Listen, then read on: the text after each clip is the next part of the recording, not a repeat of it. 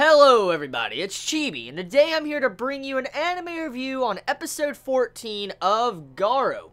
This episode of Garo focuses on Alfonso. It shifts the perspective from Leon from last week's episode to Alfonso in this episode. So, for the most part, this episode feels like one of those earlier episodes we had in the earlier part of Garo, pretty much like a Monster of the Week format. That's pretty much what this episode was. But anyways, this episode nonetheless was very entertaining, and I had fun watching it, because I like seeing the different perspective with these lords, like for instance, how the two lords were rivals, how they competed even though they were horrors, and at the exact same time, you have it to where, technically, Herman goes to that castle without actually knowing that castle was cursed. So, episode overall was the standard format we saw in previous episodes before the entire Mendoza ordeal at the later half of the first part.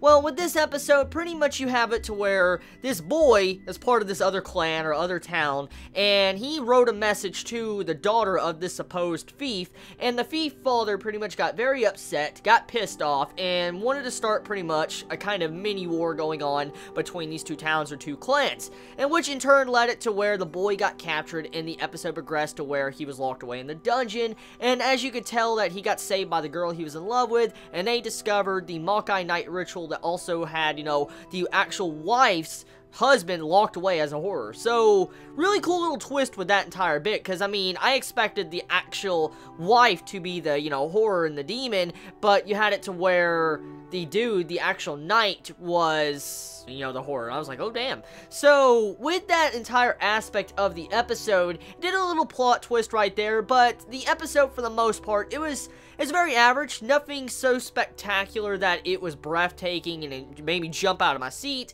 but it was a good episode nonetheless. Now, the animation part of this episode, it looked fairly good, but it was some good animation for the most part when it came to this episode.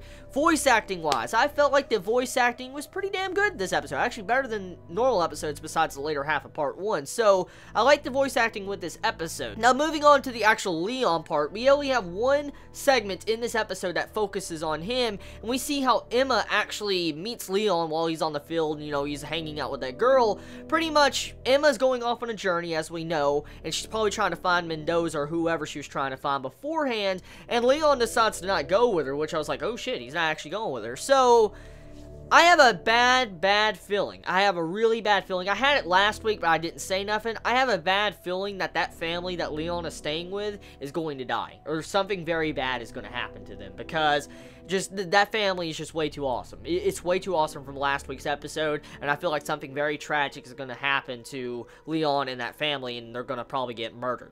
I'm just saying it now.